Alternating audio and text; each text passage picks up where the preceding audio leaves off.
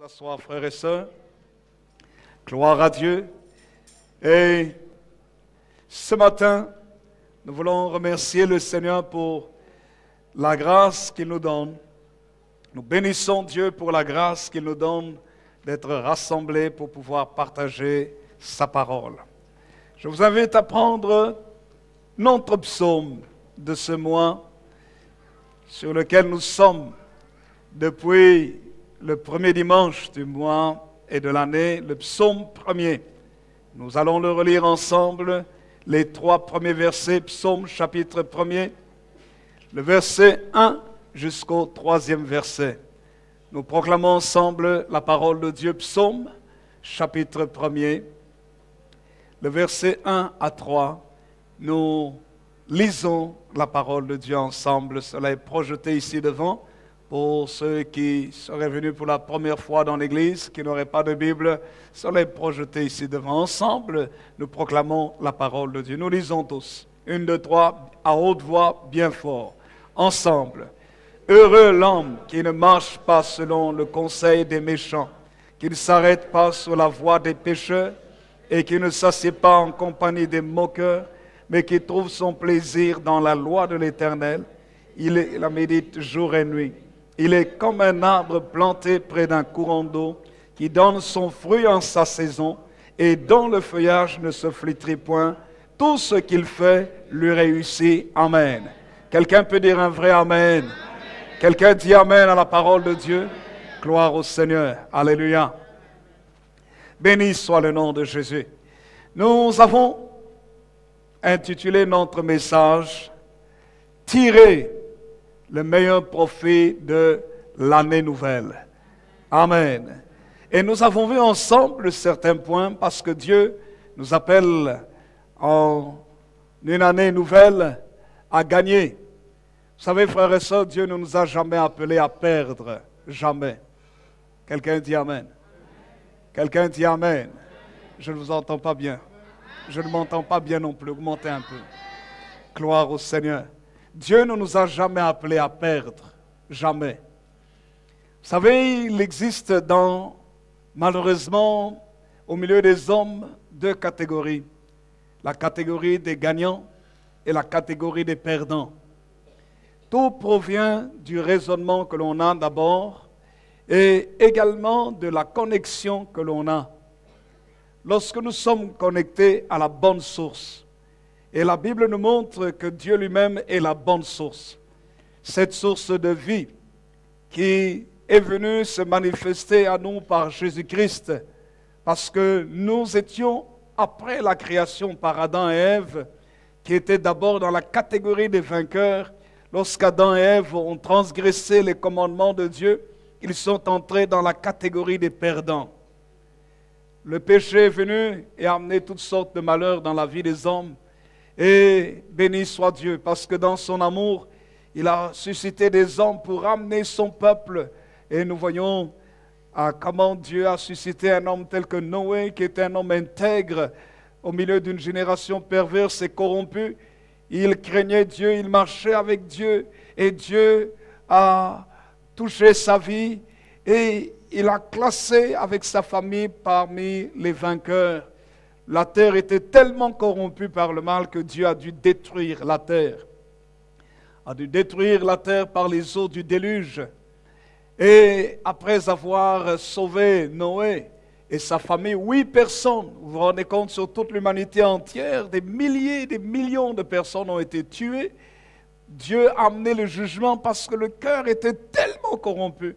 Mais il n'a sauvé qu'une poignée de personnes, 8 personnes. Noé, sa femme, Sem, Cham, Japheth, ses enfants et leurs épouses, et les animaux qui étaient introduits dans l'arche. Et à partir de cette famille, Dieu a repeuplé la terre, et la Bible nous dit que Dieu a voulu se faire un peuple, et c'est ainsi qu'il a suscité Abraham. Dans Genèse au chapitre 12, on voit l'appel d'Abraham, comment Dieu proclame aussi dans les promesses qu'il donne à Abraham la bénédiction des familles. Il lui dit dans Genèse chapitre 12, verset 3, il dit « Toutes les familles de la terre seront bénies en toi, en ta postérité. » Alléluia. Toutes les familles de la terre seront bénies en ta postérité. Amen. Voilà ce que Dieu dit à Abraham. Frères et sœurs, non seulement cela, mais nous voyons qu'à partir d'Abraham, Dieu suscite une nation, son peuple, la nation d'Israël. Malheureusement, Israël n'a pas pu réaliser l'œuvre que Dieu voulait que la nation entière réalise. Mais au travers de son peuple, lui-même Dieu vient se faire chair en Jésus-Christ dans la nation israélite. Christ naît et par Jésus, le Seigneur introduit dans l'humanité entière ce que les hommes vont appeler plus tard le christianisme. Pour montrer que ceux qui marchent selon la doctrine de Christ font partie du peuple de Dieu. Et Jésus est venu effectivement amener les hommes dans cette dimension dans laquelle ils peuvent comprendre que toutes les promesses que Dieu avait faites dans l'Ancien Testament, qu'il avait faites à Noé, à Abraham, à Isaac, à Jacob, Joseph, les David en introduisant la monarchie et autres, toutes ces promesses faites se réalisent en Jésus-Christ, et que Dieu n'a jamais créé l'être humain pour qu'il échoue dans sa vie. Et c'est pour ça que quand le roi David, touché par le Saint-Esprit, écrit ce psaume, il dit « Heureux l'homme qui ne marche pas selon le conseil des méchants ». C'est-à-dire que l'homme doit faire attention à la source de sa vie, à ses fréquentations, à ce qui peut influencer sa vie. Et celui qui est heureux, c'est celui qui trouve son plaisir dans la loi de l'Éternel. Il est connecté à la bonne source. Et s'il est connecté à la bonne source, la loi de l'Éternel, et que cette loi de Dieu l'influence jour et nuit, c'est pour ça qu'il est écrit, et qu'il la médite jour et nuit. C'est-à-dire que ça fait partie intégrante de sa pensée, de ses émotions, de ses sentiments, de ses activités, qui médite la loi de Dieu jour et nuit. La Bible dit, il est comme un arbre planté. C'est la stabilité. Comme un arbre planté près d'un courant d'eau. C'est la provision. Qui donne son fruit en sa saison. C'est la productivité. Dans le temps. Et la Bible dit, tout ce qu'il fait lui réussit. C'est le chèque en blanc de la réussite. Quelqu'un peut dire un vrai amen. C'est ce que la Bible dit. Tout ce qu'il fait lui réussit. Lorsque Dieu nous donne un temps nouveau, une période nouvelle, comme une année nouvelle, il faut savoir qu'il y a dans cette année deux catégories de personnes. La catégorie de ceux qui vont réussir leur année et la catégorie de ceux qui vont échouer. Et c'est pour ça que nous devons prendre une décision dans notre vie. Parce que le temps passe, Dieu nous donne un temps, et ce temps passe. Il avance. Et nous avons vu qu'il faut aborder la nouvelle année, premièrement, avec optimisme. C'est le premier point. Et je vais continuer dans les différents points. Aborder l'année avec une pensée positive. Il ne faut pas aborder l'année, même si c'est difficile, avec une mauvaise pensée. Même si on parle de la crise, il ne faut pas aborder l'année avec une mauvaise pensée, parce que Dieu ne nous a pas créés et ne nous donne pas la vie et ne nous donne pas du temps pour que, même si la conjoncture économique est mauvaise, nous puissions dire que la vie ira mal pour nous. Ça va mal, mais avec Dieu tout ira bien. Pourquoi? Parce qu'il est notre source. qui va nous montrer comment pouvoir arranger les choses. Quelqu'un peut dire un vrai amen. Et c'est pour ça qu'il faut avoir la foi en Dieu. Deuxièmement, nous avons dit qu'il faut veiller à ses fréquentations. Il ne faut pas avoir la compagnie des pécheurs dans sa vie. Proverbe chapitre 1, versets 10 à 19. Il faut faire attention à ceux qui prennent des dettes, qui vivent dans l'endettement. Parce que la Bible ne veut pas qu'on vienne retirer ton lit de dessous toi. Ça veut dire Dieu ne veut pas qu'on te prenne l'essentiel, ce qui te donne la paix, le repos, à cause des dettes. Ne sois pas au milieu des gens qui aiment prendre les dettes. Troisièmement, nous avons dit qu'il faut faire attention à ceux qui aiment la jouissance de la vie, qui aiment simplement s'amuser, boire, manger, fêter. La Bible dit tout cela amène la pauvreté, la misère dans la vie de quelqu'un. La troisième chose que nous avons vue ensemble, nous avons dit qu'il faut avoir une règle de conduite. Il ne faut pas se comporter n'importe comment. Il ne faut pas vivre en désordre. Il faut avoir une discipline de vie. Il faut être discipliné dans ce que l'on fait. La quatrième chose, nous avons dit la semaine dernière qu'il faut être plongé dans la communion avec le Saint-Esprit. Quelqu'un peut dire un vrai amen? Cinquièmement maintenant, écoutez-moi bien, il faut produire des résultats concrets et profitables. C'est dans le cinquième point. Le cinquième point de ce jour, dans notre message, tirer le meilleur profit de l'année nouvelle. Cinquièmement, donc, nous parlons de ce point-là aujourd'hui. Produire des résultats concrets et profitables, c'est-à-dire produire du fruit. La Bible dit, il donne son fruit en sa saison. Le fruit est quelque chose de visible. Ce n'est pas quelque chose d'abstrait. C'est inscrit dans le langage de productivité de l'arbre, de la graine dès qu'elle est plantée dans la terre.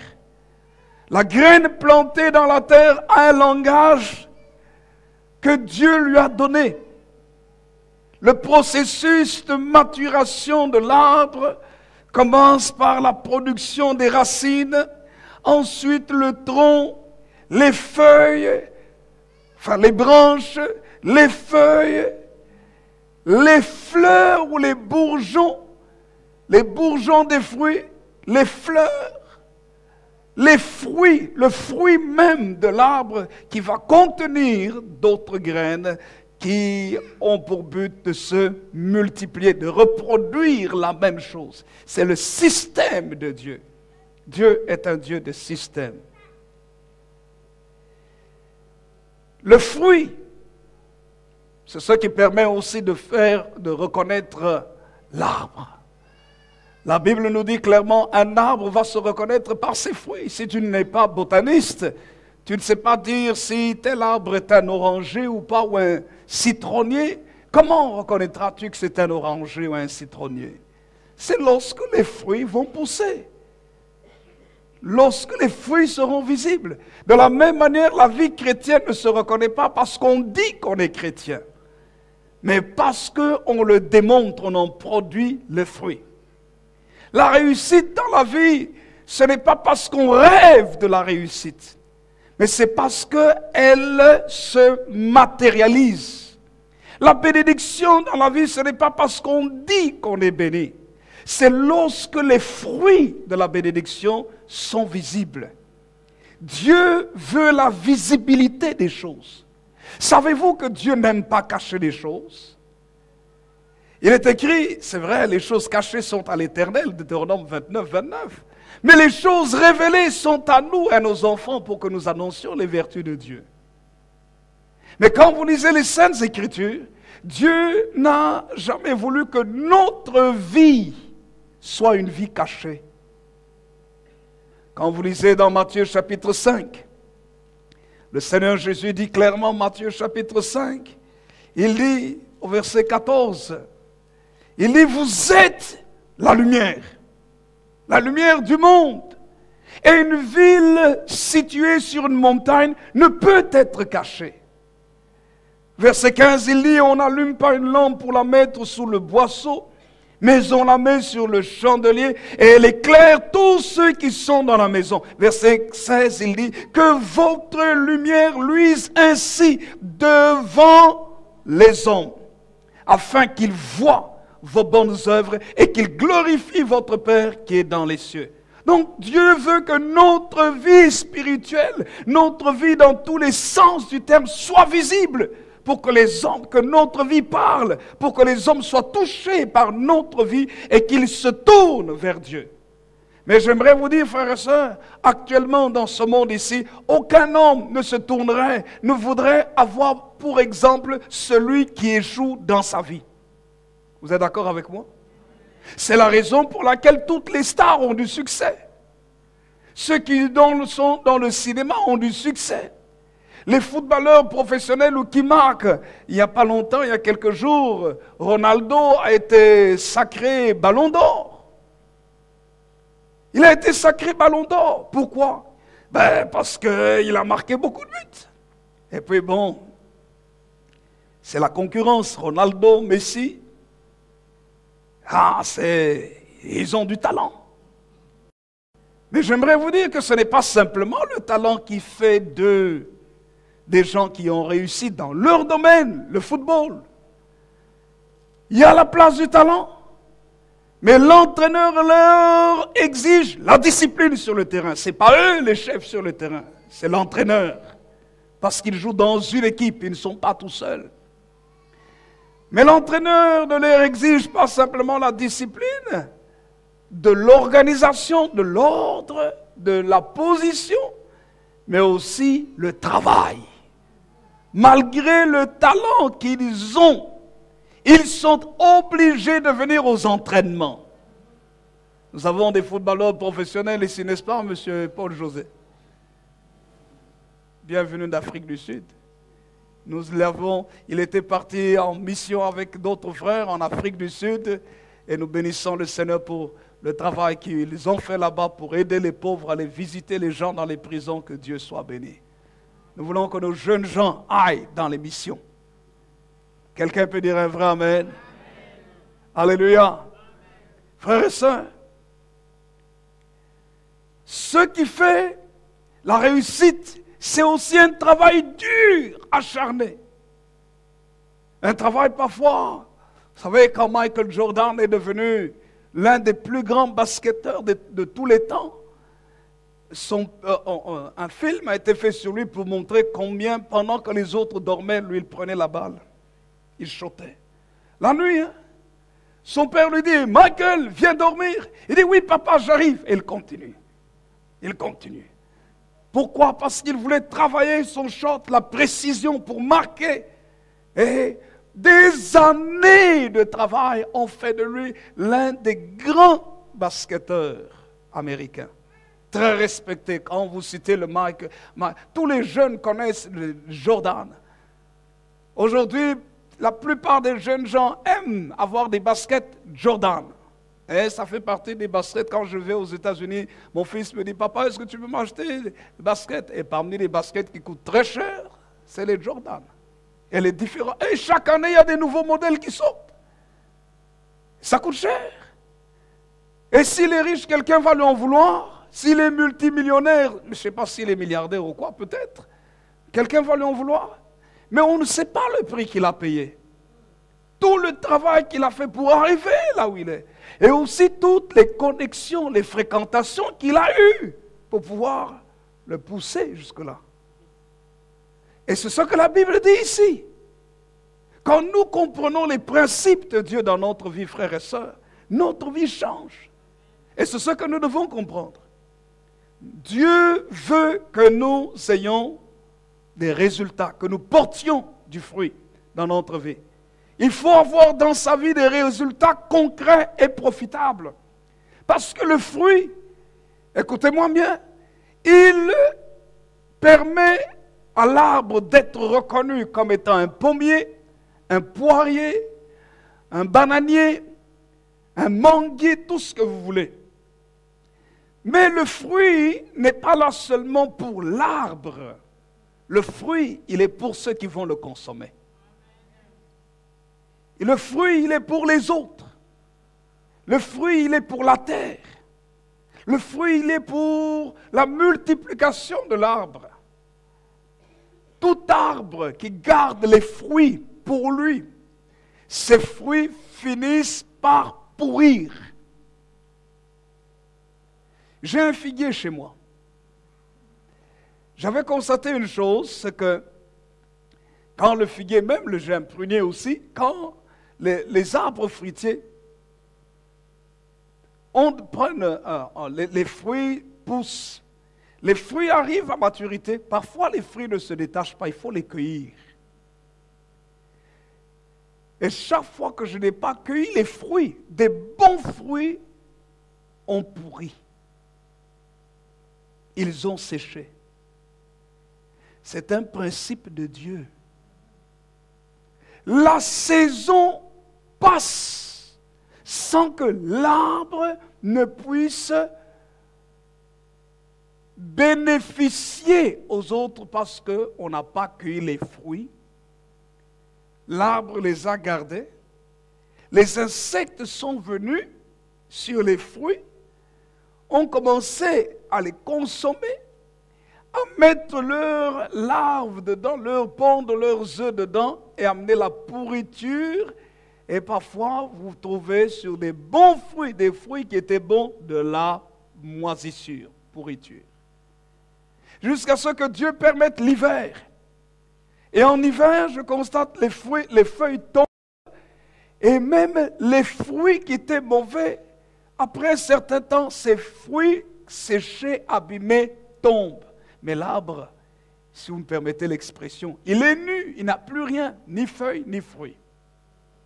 Et il reste dans le froid jusqu'à ce qu'une nouvelle saison recommence, les feuilles reviennent, et après le moment où les fruits doivent pousser, les fruits aussi viennent. Mais il faut les cueillir. Tant qu'on ne les cueille pas, les fruits retournent dans le même cycle de pourriture. Vous savez que la Bible nous compare à des arbres qui devront porter du fruit. Ça veut dire qu'il y a des choses que nous perdons dans notre vie si nous ne comprenons pas que Dieu nous a créés pour libérer les dons, les talents, les capacités qu'il nous a donnés. Certains vivent des temps difficiles, ne comprennent pas, ils accusent les autres. Non, tu es responsable de ta propre réussite ou de ton propre échec, pas quelqu'un d'autre. Tu vas dire, oui, mais tout le monde ne m'aime, personne ne m'aime. Mais si même tout le monde entier ne t'aimait pas, mais tu sais que Dieu t'aime, c'est suffisant. Écoutez-moi bien. Parce que si Dieu t'aime, le ciel entier t'aime. Mais si le ciel t'aime, il y a combien de personnes au ciel? Combien d'anges? La Bible dit des myriades et des myriades d'anges. Donc si même toute ta famille ne t'aime pas, c'est pas grave, Dieu t'aime. Et si Dieu t'aime, réjouis-toi. Quelqu'un peut dire un vrai amen? Réjouis-toi. Ne sois pas malheureux et n'en veux pas au monde entier. Alors c'est pour ça, réjouis-toi dans la rue, sois heureux.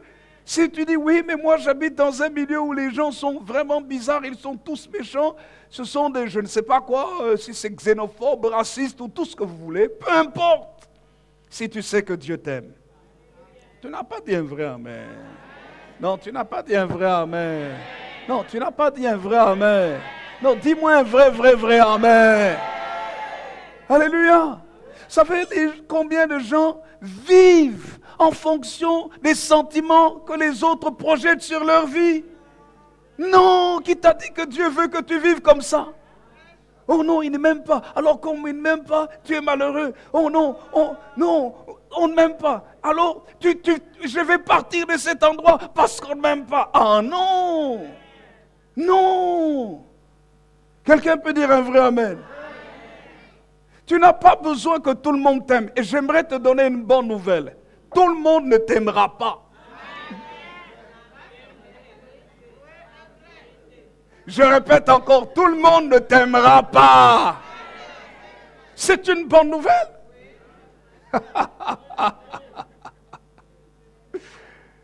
Mais je te donne encore une meilleure nouvelle. c'est qu'il y a des gens qui t'aimeront aussi.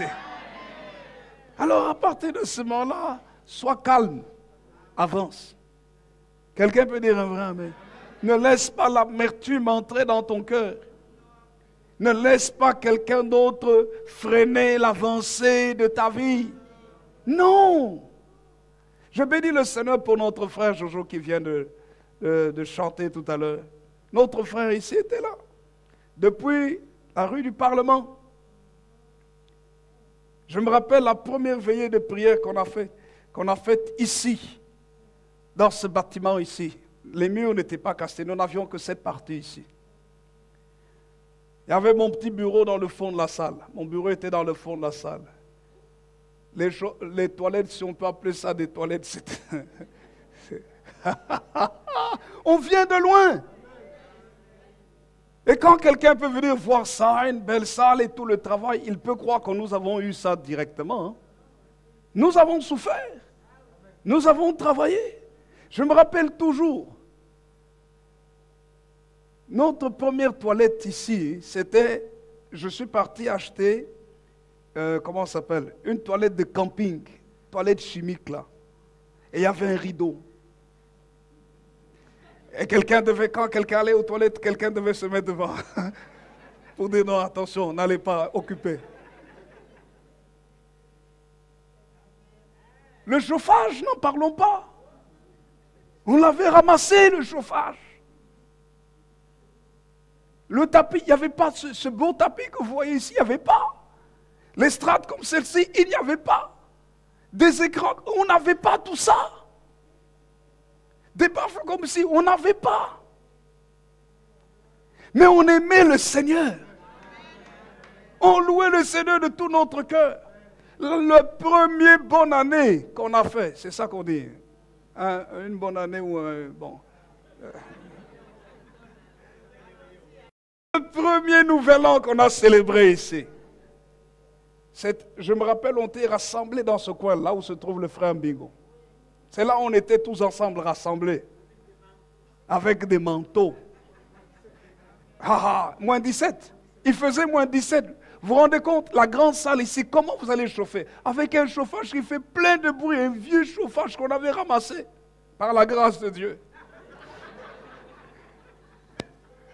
J'étais parti acheter un petit chauffage. D'ailleurs, on l'a gardé ici comme pièce de musée. Un petit chauffage à gaz. Un petit canot à chaleur jaune. Mais je vous assure, il faisait tellement froid que tout ça, ça ne suffisait pas. Le frère Jojo, son manteau, je me rappelle comment tu étais habillé. Tu étais habillé en manteau carreau. Il avait la guitare avec son manteau carreau. Et on louait le Seigneur pendant qu'il nous dirigeait, parce que c'est lui qui dirigeait la louange. Et c'est un très bon chanteur, comme vous le voyez là. Il s'est encore amélioré. Très bon musicien, chanteur. Il chantait, la vapeur sortait de la bouche. Dans le froid, nos mains étaient gelées. Nos pieds étaient gelés. Mais nous avons passé toute la nuit dans le froid à louer le Seigneur. Et nous étions heureux de louer et d'adorer le Seigneur. Alléluia! Béni soit le Seigneur. Mais nous avons travaillé. Et nous continuons à travailler. Si le Seigneur nous permet de faire ce que nous faisons ici, c'est parce que nous avons dit non, nous devons travailler. Il est écrit dans la parole de Dieu qui donne son fruit en sa saison. N'est-ce pas? Qui donne son fruit. Lorsque nous lisons la parole, nous voyons qu'il y a, vous devez comprendre c'est quoi le fruit. Les fruits ne sont pas les mêmes. Il y a différents fruits. C'est pour ça que la Bible dit ici qu'il donne son fruit en sa saison, sans préciser lequel. Mais quel est le type de fruit que nous devons produire? Premièrement, notez, le fruit du travail. Le fruit du travail. Exode chapitre 23. Quand vous lisez dans la Bible, vous allez voir que la Bible nous parle de plusieurs types de fruits. Exode chapitre 23, je vais donner rapidement quelques versets. Exode 23, il est écrit ceci, au verset 16. La Bible dit ceci, tu observeras la fête de la moisson, les prémices de ton travail, de ce que tu auras semé dans les champs et la fête de la récolte. À la fin de l'année, quand tu recueilleras des champs le fruit de ton travail. Donc il y a un fruit du labeur. Et ici, Dieu le dit, tu vas recueillir et tu vas te réjouir. Et qu'est-ce que tu vas faire? Quand tu récoltes le fruit de ton travail, verset 17, 3 fois par année, tous les hommes se présenteront devant le Seigneur l'Éternel. Et quand vous lisez, il est écrit, regardez ce qu'il est écrit, verset 18 à 19, tu n'offriras point avec du pain levé le sang de la victime sacrifiée en mon honneur, et sa graisse ne sera point gardée pendant la nuit jusqu'au matin. Tu apporteras à la maison de l'Éternel ton Dieu les prémices des premiers fruits de la terre. Tu ne feras point cuire un chevreau dans le lait de sa mère. Donc tu vas venir auprès de Dieu avec le fruit, les prémices, les premiers résultats, les premiers bénéfices du fruit de ton travail. C'est la raison pour laquelle, quand nous terminons notre mois, pour tous ceux qui comprennent que Dieu veut qu'ils aillent de l'avant, quand nous terminons notre mois, nous recevons notre salaire. Et qu'est-ce que nous faisons de notre salaire? Je tire ma dîme de mon salaire. Je suis salarié dans l'église. Je prends ma dîme de mon salaire, je dis voilà, 10%. Et je la porte dans la maison de Dieu. Je donne ma dîme parce que la Bible dit, tu apporteras les prémices, les premiers fruits de la terre. Au verset 19, tu dois apporter le fruit de ton travail, les premiers fruits, les prémices. Proverbe chapitre 31. Dieu veut que tu ailles de l'avant dans tout ce que tu fais. Quelqu'un peut dire un vrai amen. Il y a des gens qui ne comprennent pas pourquoi ils n'avancent pas dans leur vie. Frères et sœurs, pour porter les fruits de Dieu, il faut que Dieu puisse bénéficier de ces fruits-là. Je vous ai dit que j'ai un figuier à la maison. Quand ce figuier-là, on n'a pas les fruits. Vous savez, ces fruits pourrissent. Ils ne servent ni à l'arbre, ni à qui que ce soit. Proverbe chapitre 31. Voici ce qu'il est écrit. Verset 16. On parle ici de la femme vertueuse. Elle pense à un champ et elle l'acquiert. Regardez ce qu'il est écrit. Du fruit de son travail, elle plante une vigne. Elle plante une vigne. Avec quoi? Avec le fruit de son travail. Qu'est-ce que cela veut dire? La première chose, quand tu reçois ton salaire, tu dois apprendre à donner à Dieu. Beaucoup de gens n'avancent pas vite comme Dieu voudrait qu'ils avancent. Parce que quand ils ont leur salaire, ils commencent à dépenser dans tous les sens et ne réalisent pas que c'est Dieu qui leur a donné la force de travailler, qui leur a donné cet emploi, qui leur a donné la santé. Et ils n'amènent pas dans la maison de Dieu les prémices, la dîme. Notre Église est l'Église de Dieu internationale. Nous reconnaissons la valeur de la dîme. Il y en a qui ne reconnaissent pas, c'est leur problème. Jésus n'a jamais aboli la dîme parce que la dîme ne provient même pas de la loi. La dîme provient de la foi. Parce qu'il est écrit dans la parole de Dieu, dans le livre de la Genèse, avant même que la loi de la dîme ait été transcrite par Moïse, la Bible nous montre qu'Abraham, dans Genèse au chapitre 14, a donné à Melchisédek la dîme de tout ce qu'il avait gagné.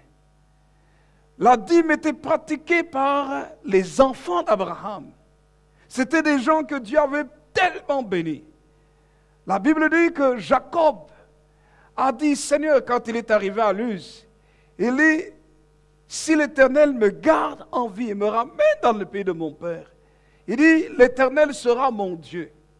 Cette pierre sera la maison de l'Éternel Et la troisième chose, il fait le vœu, il dit, et je lui donnerai la dîme de tout ce que l'Éternel me donnera. La loi de la dîme n'était pas encore écrite. Et vous lisez beaucoup de passages. Et puis après, maintenant, pour que le peuple de Dieu comprenne que Dieu fonctionne, que nous puissions ainsi réaliser que si nous gagnons quelque chose, c'est un don de Dieu. Dieu a érigé ça en loi. Il a donné la loi à Moïse. Il dit, Moïse, enseigne cette loi à tout mon peuple. Parce que ce peuple provenait de l'esclavage. Écoutez-moi bien. Quelle est la mentalité de l'esclavage? La mentalité de l'esclavage, c'est donne. Donne-moi, donne-moi. Pourquoi? Parce que l'esclave n'a rien. Comme l'esclave n'a rien, c'est difficile pour lui de donner. Vous saisissez ce que je suis en train de dire? Israël, 430 ans en Égypte, opprimé par Pharaon, dépouillé de tout. Il y a toute une mentalité différente entre l'Israël qui était en Égypte et Abraham et sa famille. La famille d'Abraham a été bénie par Dieu dès le départ. Ils avaient en abondance. Abraham était un homme dans l'abondance.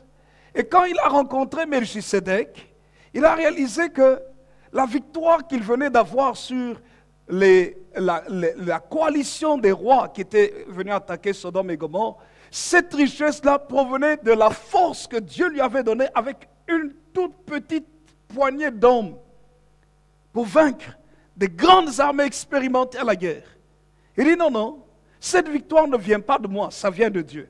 Melchisedec, roi de Salem, sacrificateur du Dieu très haut, le rencontre. Il lui dit, béni soit Abraham par le Dieu très haut, maître du ciel et de la terre. Abraham prend 10%, c'est ça la dîme, de tout ce qu'il avait, et lui donne. Pour Abraham, ce n'était pas difficile de donner parce qu'il avait. Et Dieu a béni Abraham. Malgré qu'il avait et qu'il l'ait donné, Dieu a voulu lui donner encore plus parce qu'il avait donné. C'est pour ça que vous lisez maintenant dans Genèse au chapitre 15. Les premiers versets, qu'est-il écrit? Dieu assure une protection éternelle à Abraham. Ça veut dire par là quoi? Dieu dit, Abraham, il vient vers le terrain. Il est écrit, Genèse chapitre 15, verset 1er et les suivants. Genèse 15, 1, qu'est-il écrit? Regardez ce qu'il est écrit. Genèse chapitre 15, verset 1er. Après ces événements, c'est-à-dire après la guerre qu'il y a eu, et après qu'Abraham ait donné sa dîme, Dieu vint vers l'Éternel, et après ces événements, la parole de l'Éternel fut adressée à Abraham. Regardez ce qu'il est écrit. Elle fut adressée à Abraham en disant, dans une vision, Dieu dit à Abraham, ne crains point, vous voyez, n'aie pas peur, je suis ton bouclier, je suis ta protection. Et regardez ce qu'il est écrit ensuite. Ta récompense sera très grande. Il était déjà beaucoup, énormément béni. Mais Dieu lui dit, ta récompense sera très grande. Après quoi? Après qu'il a donné sa dîme. Dieu dit, je me mets garant de ta protection, Abraham. Il y a des gens qui travaillent, qui gagnent bien, mais qui perdent beaucoup. Parce que Dieu n'est pas le protecteur, il n'est pas le bouclier de leur avoir. Accident, ceci, les enfants font ceci, maladie, plein de choses. Et pouf, ça sort. Quelqu'un vient et t'escroque, tu perds. Et pourtant tu pries. Mais tu pries, mais tu n'appliques pas le principe du fruit qui doit profiter d'abord à son Créateur. C'est pour ça que Dieu a fait en sorte que les fruits doivent avoir deux destinations. La première destination du fruit, c'est la terre. La terre que Dieu a créée. Quand les fruits poussent, il faut que les graines tombent en terre pour que ces graines-là puissent repousser, donner d'autres arbres pour qu'il y ait encore plus de fruits.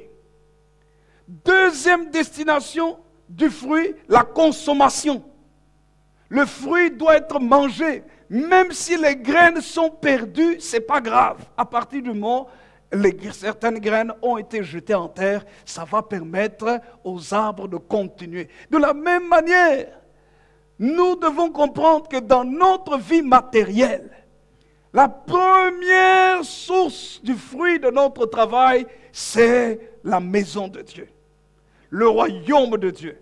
Deuxièmement, notre propre consommation. C'est pour ça que je vous ai lu Proverbes chapitre 31. Qu'est-il écrit? Écoutez-moi bien. Beaucoup de gens ne comprennent pas que Dieu vous donne un travail et un salaire pour qu'à partir de ce salaire-là, vous puissiez faire comme la femme vertueuse. Première partie, c'est la dîme, l'offrande que j'amène dans la maison de Dieu. Deuxième partie, écoutez-moi bien, il y a la place pour la consommation, mais il y a la place aussi pour l'investissement. C'est ainsi qu'il est écrit dans la parole de Dieu. Proverbes chapitre 31. Regardez ce qu'il est écrit. La femme vertueuse. Il est écrit ceci au verset 16. Nous lisons ensemble verset 16. Proverbe 31, verset 16. Qu'est-il écrit? Lisons. 1, 2, 3. Elle pense à un champ et elle l'acquiert. Du fruit de son travail, elle plante une vigne. Relisons bien fort s'il vous plaît ce texte. 1, 2, 3. 1, 2, 3. Elle pense à un champ et elle l'acquiert. Du fruit de son travail, elle plante une vigne. Quelqu'un peut dire un vrai amen? Écoutez, quand mon enfant, mon premier fils, Jonathan, il vient, il me dit, papa, j'ai gagné de l'argent, voilà, et que je le vois avec un vêtement cher, parce que les jeunes gens aiment ça. Ce côté-là, tu peux acheter des beaux vêtements, tu peux acheter des belles chaussures, c'est la consommation. C'est tout. C'est le fruit que tu vas manger. Tu le manges, il ne te produit rien. C'est juste une satisfaction, point. Je lui dis, mon fils, c'est bien. Je souhaiterais plutôt que tu achètes quelque chose peut-être un peu moins cher, mais au moins prends une partie de ton argent, investis ça dans autre chose qui va te produire plus. Vous comprenez? Vous comprenez? Quelqu'un peut dire un vrai amen. Ça veut dire par là quoi? Ça veut dire par là que quand tu as ton salaire, première chose, pense à la maison de Dieu, à Dieu, à ta dîme. Deuxième chose, occupe-toi de toute ta maison. Paye le loyer, paye les factures, paye la nourriture, paye tes vêtements si tu veux. Mais tu dois avoir une partie qui doit aller dans un projet de productivité. C'est ce qui est écrit. Le livre de Proverbes, c'est le livre de la sagesse. Trop de gens terminent leur mois. Ils ont consommé tout leur salaire. Vous allez me dire, oui, mais je n'ai pas assez. À la fin du mois, je n'arrive pas à payer toutes mes factures. Mais vous savez pour quelle raison? Vous n'arrivez pas à payer, vous êtes toujours à court parce que tout passe dans la consommation. Quand que tout passera dans la consommation, vous aurez votre salaire, consommation. Salaire, consommation, il n'y aura pas de surplus. La Bible dit du fruit de son travail. J'aime ce que cette femme fait. Elle ne fait pas que penser. Elle va acquérir. Il est écrit, elle pense à un champ. Votre esprit doit être un esprit qui pense à la productivité. Le champ, c'est quoi? Le champ, c'est le lieu du travail. Elle pense à un champ. Le champ ne produit pas de lui-même. Il faut que tu ailles encore et que tu travailles pour qu'il produise. Elle acquiert le champ. Elle va acquérir non seulement le terrain, l'espace, pour lui permettre de travailler. La Bible dit du fruit de son travail, c'est-à-dire le salaire qu'elle a obtenu. Elle prend une partie pour investir dans son champ. Il est écrit, elle plante une vigne. Elle va planter. Et avec le temps, même si elle lutte pendant un certain temps, son champ va produire de telle manière que le fruit de son champ, après un certain temps, elle peut vendre ça aussi aux autres. Et elle a des revenus supplémentaires. Et c'est la raison pour laquelle vous lisez dans les Saintes Écritures, dans la femme vertueuse, il est écrit au verset 18, elle sent que ce qu'elle gagne est bon. Quelqu'un peut dire amen?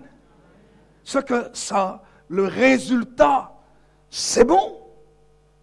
Elle a la possibilité d'aider les malheureux. Verset 20. Elle tend la main aux malheureux. Elle tend la main, elle tend la main à l'indigent, aux gens qui sont dans le besoin.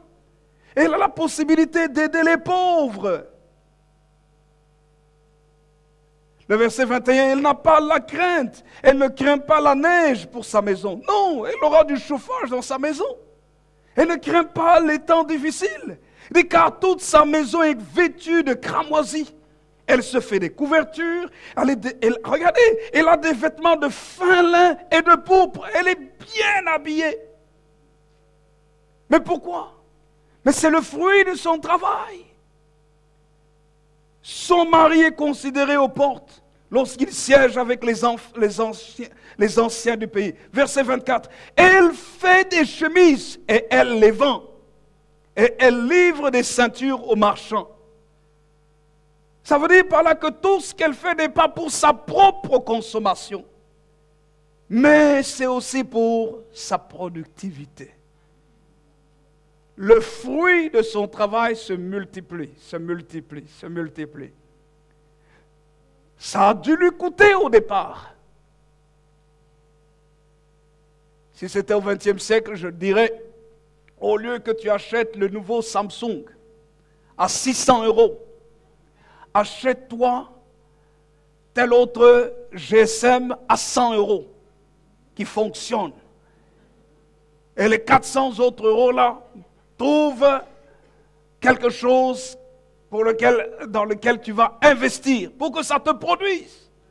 Parce que de toute façon, quand tu as ton GSM à la main, il n'y a personne qui sait si c'est un tactile. Sauf s'il est vraiment visible là, les vieux là. Bon, et puis c'est pas grave. Quelqu'un m'a dit, mais moi j'ai toujours mon vieux GSM et ça fonctionne. Vous savez, moi j'ai toujours aussi la première génération des iPhone. Je suis à l'iPhone combien? C'est combien encore mes enfants? 3.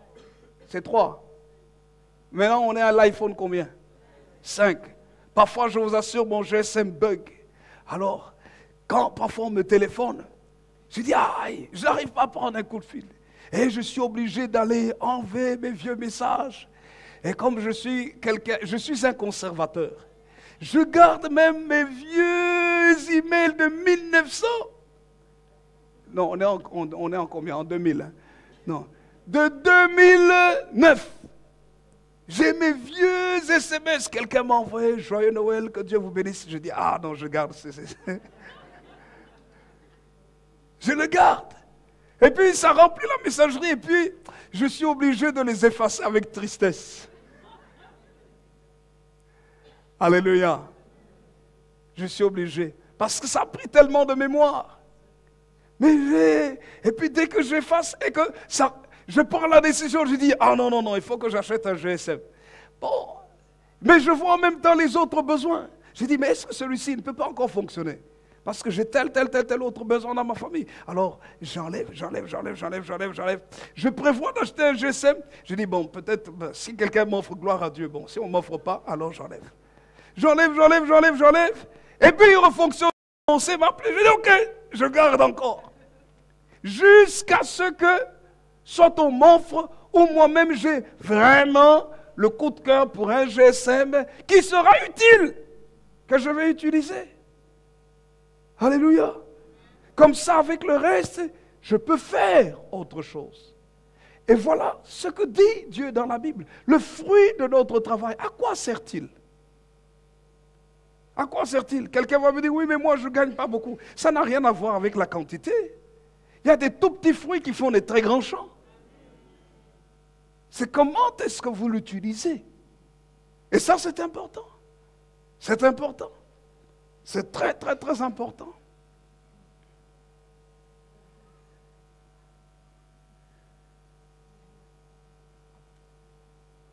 2 Jean. Dites à votre voisin, ne sois pas un consommateur uniquement. Dites à votre voisin, sois un producteur. Quelqu'un peut dire un vrai amen. Cessons d'être des consommateurs. Écoutez-moi bien. Vous savez, dans ce monde ici, dans notre monde économique dans lequel nous sommes, tous ceux qui ont compris qu'ils doivent faire partie des producteurs gagnent toujours.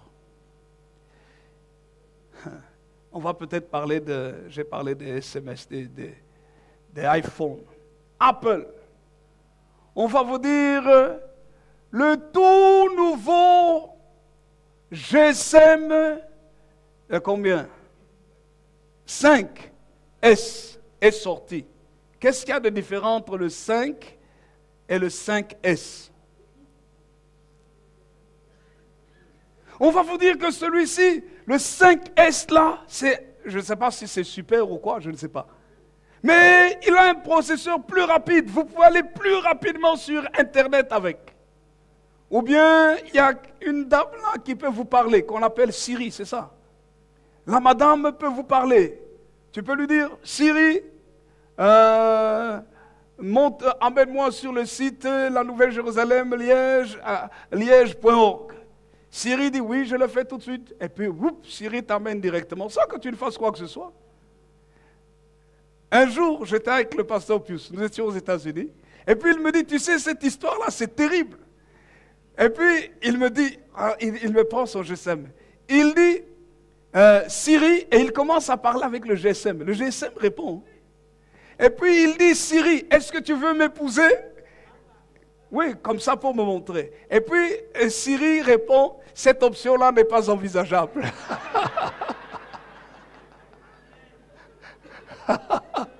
Il dit, wow! Alléluia. Le fruit de son travail. Qu'est-ce qu'Apple a compris? Créons un besoin dans les consommateurs. Et c'est eux qui gagnent. C'est les producteurs. Et la plupart des gens vont consommer. Et puis voilà, frères et sœurs, non, faisons partie des producteurs. Le fruit du travail est très, très important.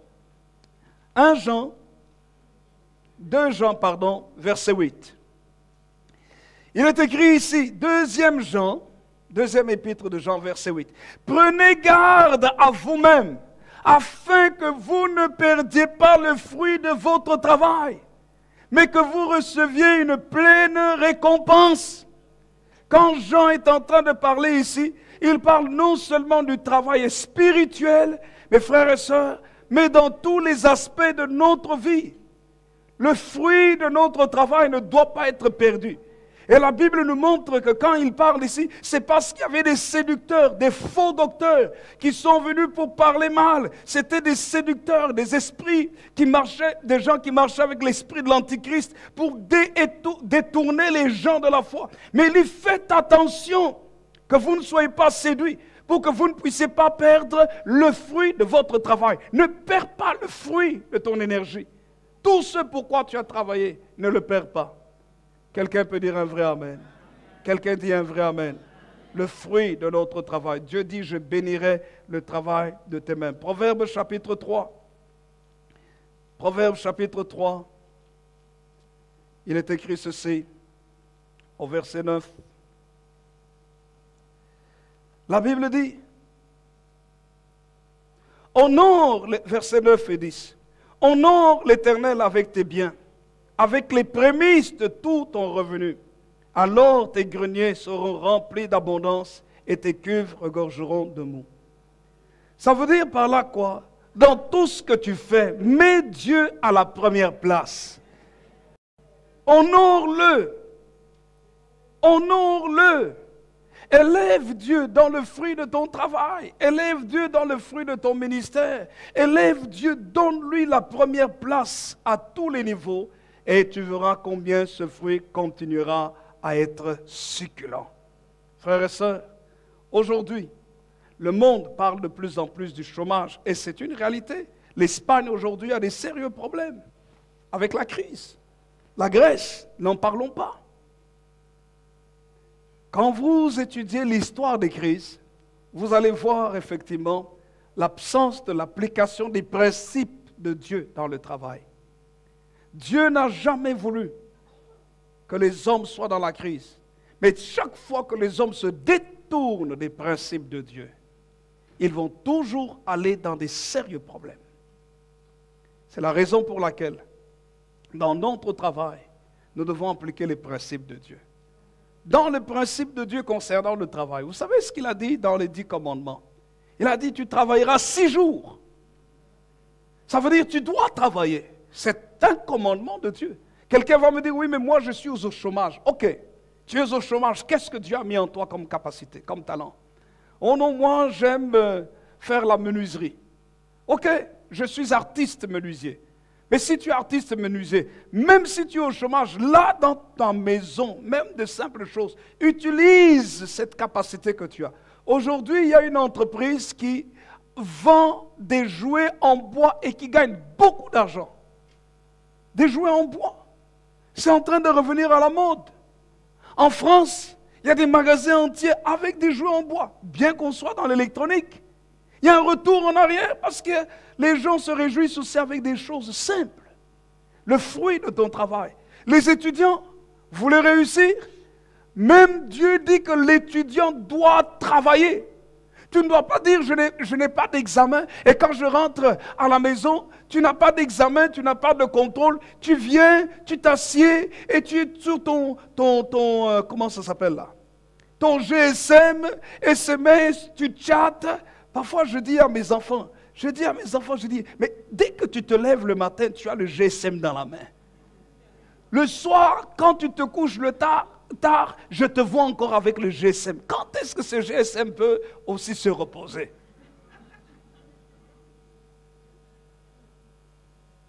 Tu ne travailles pas. Oh non, je n'ai pas de contrôle. Tu n'as pas de contrôle. Écoutez-moi bien. Même si tu n'as pas de contrôle, chaque étudiant doit apprendre à travailler tous les jours. Tous les jours. Tu rentres de l'école le lundi, tu travailles. Tu revois ta matière mardi, mercredi, jeudi, vendredi. Tu travailles. Et même le samedi. Parce que tu revois et tu te prépares pour le lundi. Le dimanche, tu viens adorer Dieu à l'église. Tu travailleras 6 jours. Et le 7e jour, tu te reposeras. Parce que l'Éternel a fait le monde en 6 jours. Et le 7e jour, il s'est reposé. C'est un commandement de Dieu. Pourquoi Dieu demande-t-il le repos? Parce qu'il ne veut pas que nous soyons des gens stressés. Quand tu es stressé, tu es désagréable avec les autres. Quand tu es stressé, tu réponds mal. Quand tu es stressé, tu as les nerfs à fleur de peau.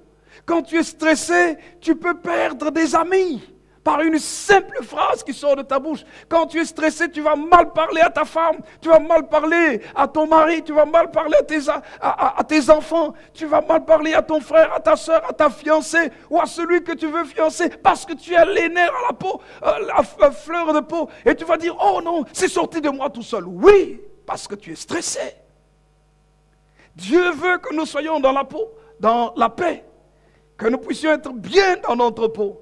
Et c'est pour cela que Dieu veut que nous prenions aussi des temps de repos.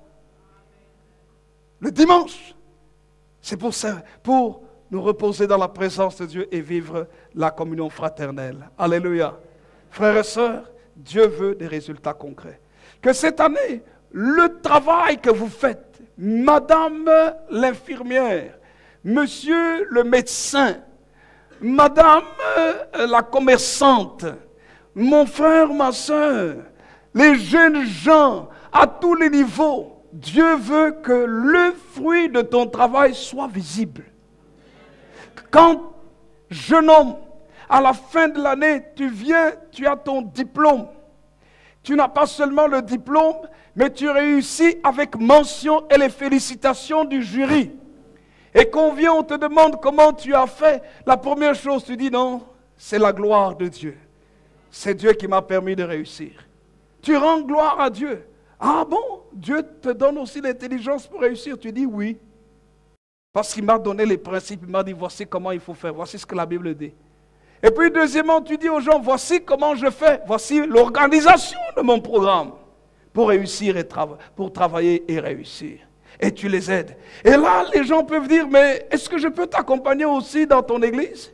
Est-ce que tu peux me montrer, me parler un peu de ce Dieu-là? Le but de ton travail, de ta réussite, c'est pour que les gens aussi se tournent vers le Seigneur. Monsieur le footballeur professionnel, le but c'est de gagner des personnes au Seigneur. Les couturières et autres, ce n'est pas juste pour que vous gagnez. Votre travail doit être excellent. Les résultats doivent être formidables. Mais les résultats ne doivent pas être seulement pour vous. Il faut que d'autres puissent connaître le Seigneur. Et que par votre exemple, d'autres s'améliorent aussi. D'autres disent, je voudrais être comme lui. Je voudrais être comme elle. Et d'autres peuvent dire un jour, vous voyez, tout ce que j'ai ici, moi ce que je suis ici, la stabilité dans ma vie, c'est grâce à telle personne. Vous voyez, tout ce que j'ai ici dans ma vie, ici dans la ville, on connaît mon nom, mais ce n'est pas grâce à moi. C'est grâce à cette chrétienne-là. Elle m'a tellement influencé par sa vie que je me suis donné aussi au Seigneur, mais pas seulement par sa vie spirituelle.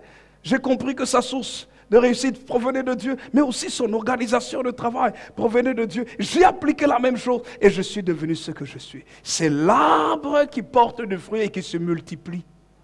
Votre vie doit se répercuter dans la vie de quelqu'un d'autre. Et quand quelqu'un puisse dire, non, non, si je suis ce que je suis, ça c'est maman d'Afrose. Ça c'est maman Marie. Ça c'est le frère Léonard. Ça c'est elle, ça c'est elle. Ça c'est grâce à l'église. Frères et sœurs, profite du fruit de ton travail. Quelqu'un dit amen. Quelqu'un dit amen. Que le Seigneur notre Dieu bénisse sa parole.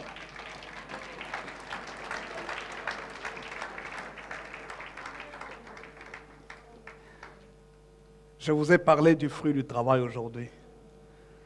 J'en ai 12. 12 différents fruits.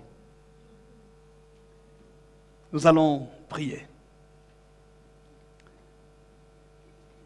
Que le Seigneur notre Dieu te bénisse. Pour que cette année, tu tires le meilleur profit du temps, de l'énergie, de l'intelligence et des moyens que Dieu te donne. Courbons nos têtes dans la prière. Seigneur, je voudrais te bénir et te louer pour ta parole qui est la vérité, ta parole qui est la source de la vie. Je prie, Seigneur, que tu bénisses chacun et chacune. Nous ne voulons pas travailler juste pour consommer, mais nous voulons tirer l'exemple de la femme vertueuse. Parce que tu as dit dans ta parole que du fruit de son travail, elle acquiert un champ. Du fruit de son travail, elle plante une vigne. Et nous voyons combien elle a cassé le système de la crise et du manque, aussi bien pour elle que pour sa famille, mais aussi pour la société. Elle a aidé les nécessiteux. Tu vois combien la pauvreté est en train de grandir, le manque est en train de grandir et parfois on n'a pas tous les moyens nécessaires pour aider ceux qui sont dans le besoin. Nous voulons comprendre, grand roi de l'univers, au travers de ta parole, que tu veux que nous puissions produire des résultats concrets, profitables. Profitables non seulement à toi, à ton royaume, mais profitables aux hommes que tu as mis autour de nous, à la société dans laquelle nous sommes. Seigneur, je te prie de bénir ta parole. Je prie, Seigneur, notre roi, que cette parole amène une dimension nouvelle dans la vie de chacun et chacune. Dans la vie des étudiants, dans la vie des jeunes gens, dans la vie des jeunes filles, dans la vie des femmes au foyer, dans la vie de ceux qui sont à la retraite, dans la vie de ceux qui sont dans la vie active. Tant que tu nous donnes le souffle de vie, Seigneur, nous savons que tu nous donnes toujours une capacité de travailler ou de faire quelque chose, d'avoir une activité. et de produire, serait-ce dans des conseils, serait-ce dans la relation d'aide, serait-ce à n'importe quel niveau. Nous voulons refuser de dire qu'à cause de la société, nous n'arrivons à rien faire. Parce que tu nous as créés, et puisque tu nous as créés, tu as placé sur la terre durant le temps que nous avons à vivre, placé tous les moyens nécessaires pour que par notre activité, nous puissions honorer ton nom. Je prie ainsi pour que tu libères la fertilité de la pensée de tes enfants. Libère la fertilité de notre pensée, de notre réflexion, de notre intelligence, pour que nous puissions aller de l'avant. Que nous puissions produire, comme il est écrit dans ta parole, même dans l'année de la sécheresse, dit Jérémie, il ne cesse de porter du fruit. Il porte son fruit en sa saison, dit le psaume, et tout ce qu'il fait lui réussit. Seigneur, c'est ta parole. Ce n'est pas la parole pour le monde, mais la parole pour que les enfants de Dieu puissent influencer positivement cette nation dans laquelle nous sommes. Seigneur, bénis ta parole. Bénis chaque enfant de Dieu, pour que chacun travaille dans sa vie spirituelle à mieux te connaître, à faire le ministère, à te servir de tout son cœur, mais aussi dans son emploi, dans ses activités, à être un instrument par lequel tu vas agir dans la société. Tu seras un appât pour attirer d'autres qui ne te connaissent pas à toi. Bénis ton peuple, bénis tes enfants au nom de Jésus. Merci.